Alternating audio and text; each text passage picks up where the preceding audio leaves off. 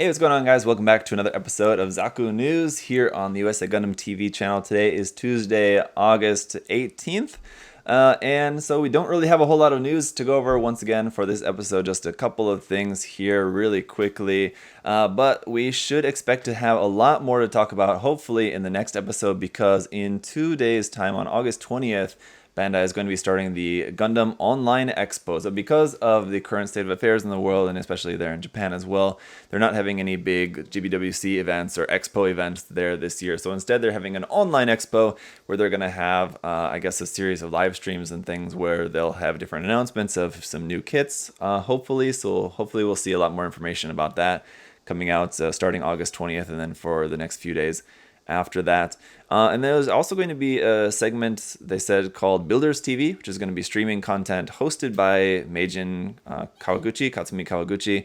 And I assume there's probably going to be other people involved as well doing the actual demonstrations of just showing some different building techniques or something, I guess. I don't know exactly what that's going to entail, but because Meijin Kawaguchi is involved, I can assume it's showing different building or painting techniques, things like that. So that's cool that they're doing stuff like that that they have planned for the online expo. But for us, at least we can also look forward to seeing some more news about some new kits. So hopefully we'll see some more about the new Perfect Grade that they have in the works, the Unleashed Aug.18 Perfect Grade, and I don't know, maybe new RG, new RE kits would be nice as well to see some more information about that, but we'll have to see. But for the time being, we do have a few more things that have been announced over the past couple weeks. The first one being a Gundam Base Limited Master Grade FAZZ Verca titanium finish. So as it goes with a lot of the Verca kits, this one is once again getting the titanium finish treatment. And of course, that's going to basically double the price tag on it. So that's going to be for 22,000 yen, roughly around $200, $225, around there for this. So not cheap by any means, but you know, it is very shiny. And like all of the dark blue is now in like a kind of metallic blue. And so it seems like all the white parts are basically titanium finish, and all the non-white parts are in sort of like glossy metallic kind of. So it's interesting. It is what it is. And once you get all the decals and everything on there, it should look pretty cool. But of course, very expensive for that. Moving into some P-Bandai stuff, then we have the P-Bandai Master Grade Gundam Stormbringer, FA.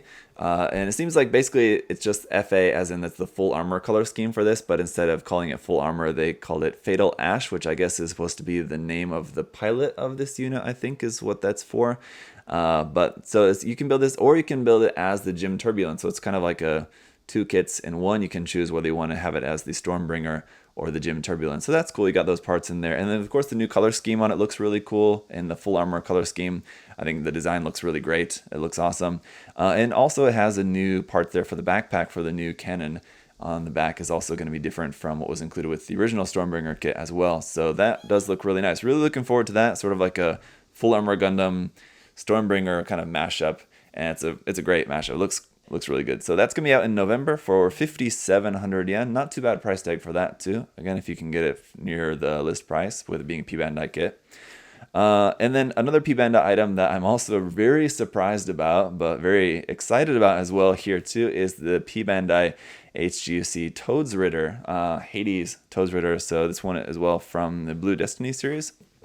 This one's out in December for 3,000 yen, and it's such a cool design and such an obscure design. It's not one that I ever really expected Bandai to make, but we're getting it, and it's a brand new kit. So of course this is not based on anything, as you guys can tell from the design. It's a totally new design here, sort of similar to how they put out the HGC Woundwort kit as just a completely new kit and completely P-Bandai. That's what's going to be here for the Todesritter as well. So that's a shame, but it does look really awesome. I'm really looking forward to that one.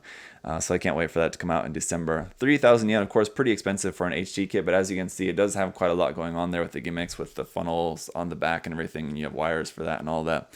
And I believe the Todesritter is also a little bit taller than your standard design as well too, so it should be a little bit good size HG, maybe something similar to the Moon Gundam, and maybe this is also including a base in it as well, similar to the Moon Gundam. Also, I didn't see that in the information for sure yet, but looking forward to that. And then another thing here too is not necessarily new. This has been announced I think a little while back, but I hadn't talked about it yet, so I figure a little better at least cover this because it's coming out this month, is the Haropla Haro Fitter. So it's just another Haropla kit here. This is coming out, should be towards the end of this month for 1,200 yen. And you know, it's a simple, kind of cool, little interesting thing. This one looks like there's definitely a lot of room for customization on this. So if you wanted to pick up one of these Haropla kits like this thing, and you know, doing a whole bunch of customization and this sort of treating it like a 30 minutes missions kit, where like the actual base kit itself is maybe not that impressive, but you can really spice it up a lot with some painting and weathering and all that. I think it could look pretty cool.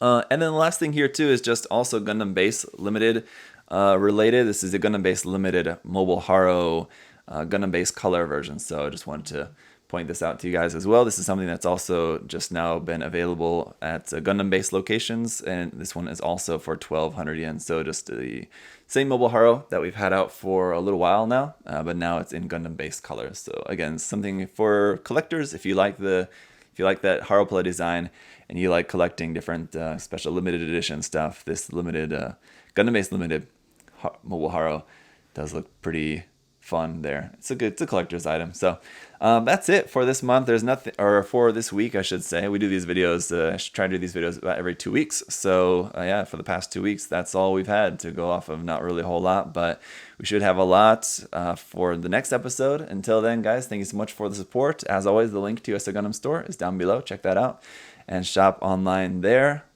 Wishing you guys all have a great week ahead of you, and I'll see you later. Goodbye.